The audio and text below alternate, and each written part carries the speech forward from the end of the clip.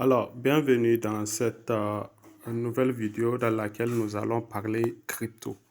Je vous demande à faire deux choses. Premièrement, il faut vous abonner à la page ou disons à la chaîne. Ensuite, il faut activer la cloche de notification pour ne pas manquer les autres vidéos. Sans trop tarder, nous allons voir qu'est-ce que c'est que la crypto-monnaie et comment elle fonctionne. D'accord?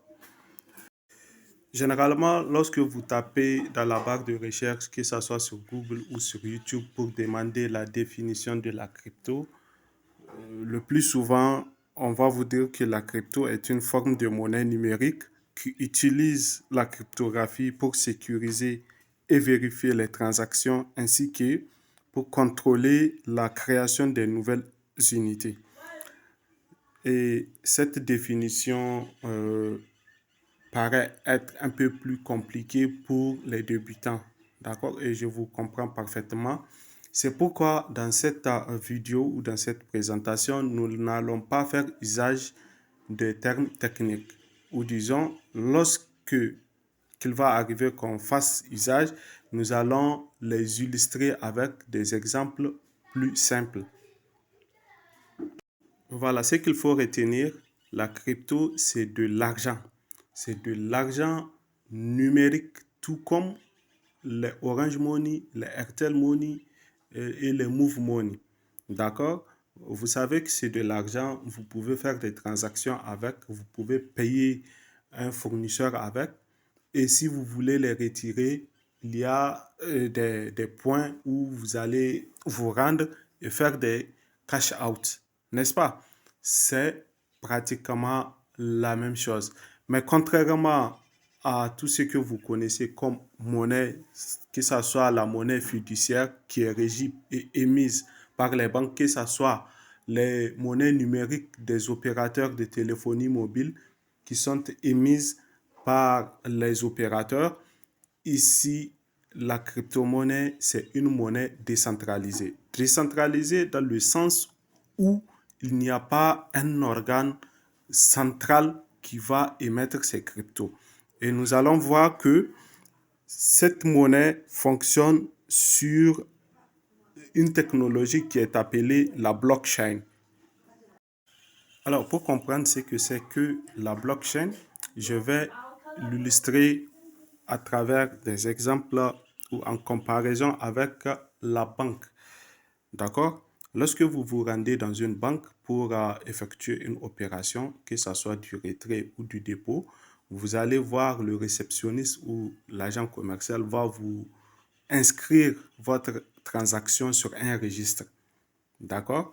Il va noter votre nom, le numéro de votre pièce d'identité, le montant que vous souhaitez déposer ou retirer, n'est-ce pas? Ensuite, après avoir inscrit toutes ces choses-là, il va taper ces informations sur son ordinateur pour effectuer la transaction. D'accord? Ici, on parle de la banque. Avec la crypto, c'est pratiquement la même chose, sauf que avec la crypto, il n'y a pas un organe où il n'y a pas ce réceptionniste ou cette caissière qui va valider les opérations. Ici, c'est vous-même qui devenez en quelque sorte votre propre banque parce que les opérations, vous les inscrivez vous-même et vous les validez vous-même. Donc, en récapitulatif, on a compris que la crypto-monnaie, c'est de l'argent sous forme numérique. On peut faire des transactions avec, on peut la retirer et comme on retire les Orange Money et Airtel Money, il y a des applications sur lesquelles on fait ce retrait. Nous allons voir ça plus loin. Et la deuxième chose, on a vu la blockchain, c'est cette technologie qui permet d'émettre cette monnaie-là. L'émission de cette monnaie est décentralisée. Ça veut dire que ce n'est pas une seule personne qui se lève pour créer cette monnaie. Vous aurez certainement entendu parler des projets de minage. Donc, c'est cette technologie qui est utilisée pour créer ces pièces. Et la plus grande utilité de cette technologie que vous devez garder à l'esprit, c'est qu'elle permet de faire des transactions de manière instantanée et avoir accès à tout l'historique de cette transaction-là sans qu'il y ait une intervention, que ce soit d'une banque ou d'un gouvernement. À cet instant précis, probablement, la question que vous vous posez, c'est de savoir quelle est réellement l'utilité de cette monnaie numérique. Il faut garder à l'esprit que les cryptos ont l'avantage, contrairement au système financier traditionnel, la rapidité des transactions. Si vous voulez envoyer de l'argent dans une banque, vous allez émettre un ordre de virement et ça risque de prendre au minimum 72 heures pour que la personne à qui vous avez fait le virement puisse réceptionner. Surtout quand c'est d'un continent à un autre. Vous voyez, avec la crypto, vous pouvez envoyer 100 millions tout de suite et en quelques secondes, la personne va réceptionner ces 100 millions. Également, il y a les frais qui sont liés aux transactions. Donc, les frais d'envoi, comme on le dit chez nous, les frais d'envoi sont vraiment insignifiants avec les cryptos. Peut-être sur 200 millions, si vous voulez envoyer 200 millions, ça ne va pas vous dépasser ou ça ne va pas dépasser $1 que vous allez payer comme frais si vous utilisez Binance, bien entendu. Et si la personne à qui vous allez envoyer cet argent utilise elle-même Binance, il n'y a même pas de frais de transaction.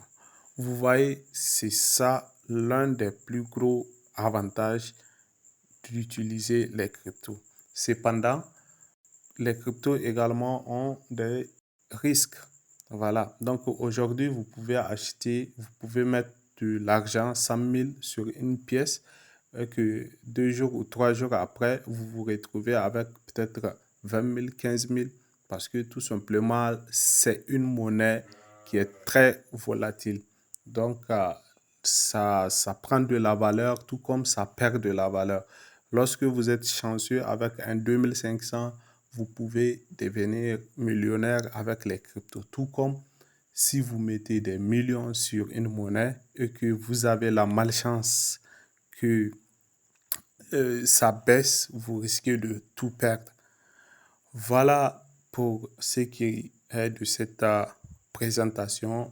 Nous verrons par la suite d'autres éléments. Et si vous êtes intéressé par la formation complète sur les cryptos, elle est disponible à 5 000 francs seulement.